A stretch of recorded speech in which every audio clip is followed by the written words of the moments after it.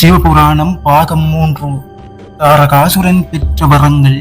தாரகாசுரன் சிவபெருமானிடம், நான் இந்த பூவுலகில் தோன்றும் உயிர்கள் மற்றும் எவராலும் அழியாமல் இருக்கும் சாகா வரத்தை தந்தால் அடியேனின் உள்ளம் குளிரும் என தன் மாய வார்த்தைகளால் அசுரனான தாரகாசுரன் சிவபெருமானிடம் கேட்டான்.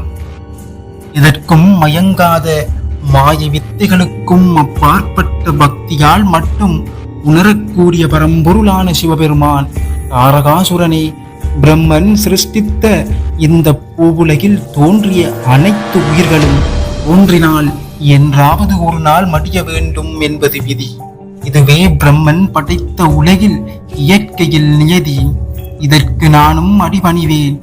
வரத்தினை விட்டு வேறு வரத்தினை கேள் என்று கருணாமூர்த்தியான சிவபெருமான் கூறினார்.